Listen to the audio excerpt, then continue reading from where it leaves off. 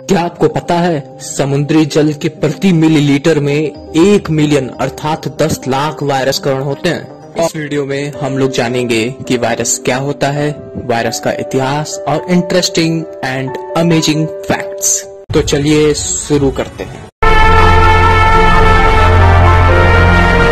तो वायरस दो प्रकार के होते हैं। पहला कंप्यूटर वायरस मालवेयर, जिसके ऊपर हमने history of computer and mobile virus नाम का एक वीडियो डाल चुके हैं, जिसे आप डिस्क्रिप्शन बॉक्स में दिए हुए लिंक से जरूर देखें। और दूसरा पैथोजन माइक्रोस्कोपिक इन्फेक्शियस एजेंट, जिसके बारे में हम लोग इस वीडियो में डिस्कस करने वाले हैं। अगर आसान भाषा में कहें तो एक वायरस एक सब माइक्रोस्कोपिक संक्रामक एजेंट है जो केवल एक जीव के जीवित कोशिकाओं के अंदर प्रतिकृति करता है। वायरस जानवर और पौधों से लेकर सूक्ष्म जीवों तक बैक्टीरिया और आर्किया सहित सभी प्रकार के जीवन रूपों को संक्रमित कर सकता है।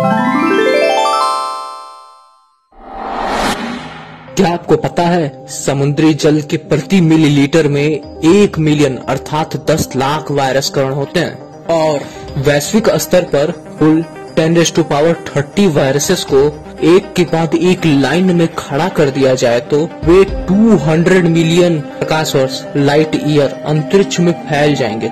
मतलब एक के बाद एक को अगर खड़ा कर दिया जाएगा तो करीब 1.892 इंटू 10⁻24 मीटर लंबी बड़ी लाइन लग जाएगी। वो पूरे अंतरिक्ष।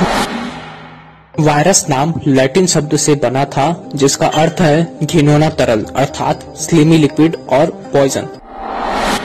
क्या आपको पता है मिल्की वे गैलेक्सी में स्टार्स की संख्या 10⁻11 और पूरे यूनिवर्स में प्रोटॉन की संख्या 10⁻80 है। ये मैं आप लोगों को इसलिए बता रहा हूँ क्योंकि HIV-1 जीनोम नाम का वायरस जो लगभग 10,000 न्यूक्लियोइड लंबा है, वह 10⁻6020 विभिन्न दृश्यों डिफरेंट सीक्वेंसेस के रूप में मौजूद है।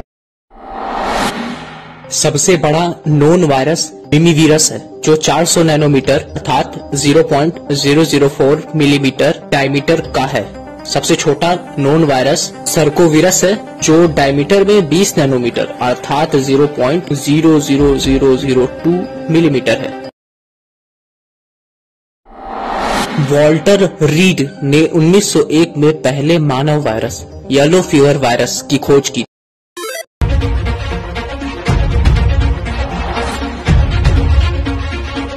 जी नहीं, सारे वायरस खराब नहीं होते हैं। ऐसा मैं इसलिए कह रहा हूँ क्योंकि इसके मुख्यतः 3 कारण हैं। पहला, ऐसा अनुमान है कि पृथ्वी पर लगभग 10⁻31 वायरस है। उनमें से अधिकांश बैक्टीरियोफेज हैं और अधिकांश महासागरों में हैं। समुद्र में बायोमास के 90% से अधिक सूक्ष्म जीवों का निर्माण होता है और यह अनुमान लगाया गया है कि वायरस प्रत्येक दिन इस बायोमास के लगभग 20% को मार देते हैं। और समुद्र में जितने भी बैक्टीरिया होते हैं वह 15 गुना वायरस ही होते हैं। और आर्किया वायरस हानिकारक अलगुल खिलने की तेजी से विनाश के लिए जिम्मेदार मुख्य एजेंट है जो अक्सर अन्य समुद्री जीवों को मारते हैं और समुद्र नीले अरे शैवाल की विभिन्न प्रजातियों के पारिस्थितिक संतुलन को बनाए रखने में मदद करते हैं और इस प्रकार पर्याप्त ऑक्सीजन उत्पादन होता है पृथ्वी पर जीवन के लिए। दूसरा कारण है मानव पूर्वजों के प्राचीन रेट्रोवायरस संक्रमणों के अनुकूल अवशेष हमारे डीएनए में अभी तक मौजूद है जो मानव के विकास में महत्वपूर्ण भूमिका निभा रहे हैं। तीसरा कारण है कि कुछ ऐसे भी वायरस हैं जो कैंसर होने वाले वायरस और बैक्टीरिया को खत्म कर देते हैं और वह हमारे शरीर में भी हैं। और ऐसे ही कई वायरस पौधे अन्य जीव जंतुओं में पाए जाते हैं जिससे रोग प्रतिरोधक क्षमता बढ़ाने में मदद करती है।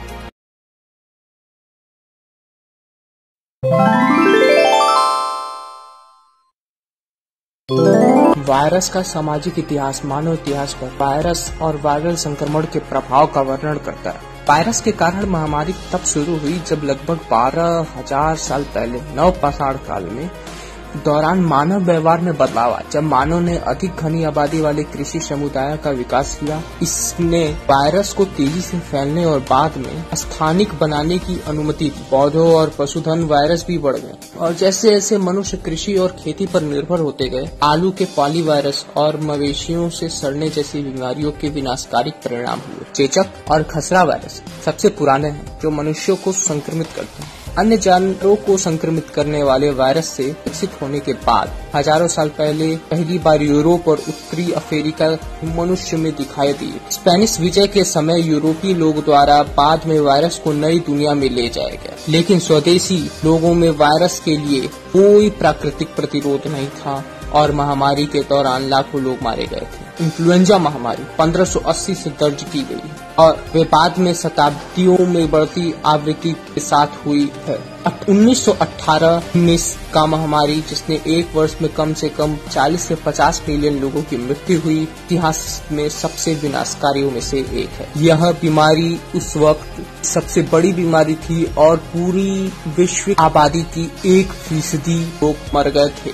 लुईस पास्चर और एडवर्ड जेनर वायरल संक्रमणों से बचने के लिए टीके विकसित करने वाले पहले व्यक्ति थे। 1930 के दशक में इलेक्ट्रॉन माइक्रोस्कोप के आविष्कार तक वायरस की प्रकृति अज्ञात रही। जब वायरोलॉजी के विज्ञान ने गति प्राप्त की, 20वीं सदी शताब्दी में कई पुराने और नए दोनों रोग वायरस के कारण पाए गए। पोलियोमाइलाइटिस के महामारी थे जो केवल 1950 के दशक में एक टीके के विकास के बाद नियंत्रित किए गए थे। HIV सदियों में उभरने वाले सबसे अधिक रोगजनक एक नए वायरस में से एक है। हालांकि इसमें वैज्ञानिक रुचि पैदा हुई क्योंकि वे जिन बीमारियों का कारण बनते हैं उनमें से अधिकांश वायरस फायदेमंद हो। दोस्तों, अगर हम बायोलॉजी के पूरे और वायरस के पूरे सोशल हिस्ट्री को भी अगर हम देखें, यह काफी बड़ा हो सकता है। तो मैं ये जानने का इच्छुक हूँ कि आप में से कितने लोग इसको जानना चाहते हैं। जो लोग चाहते हैं कि मैं वायरस के इतिहास पर संपूर्ण एक अलग वीडियो बनाऊं, वो कमेंट सेक्शन में मुझे लिखकर बता सकते हैं।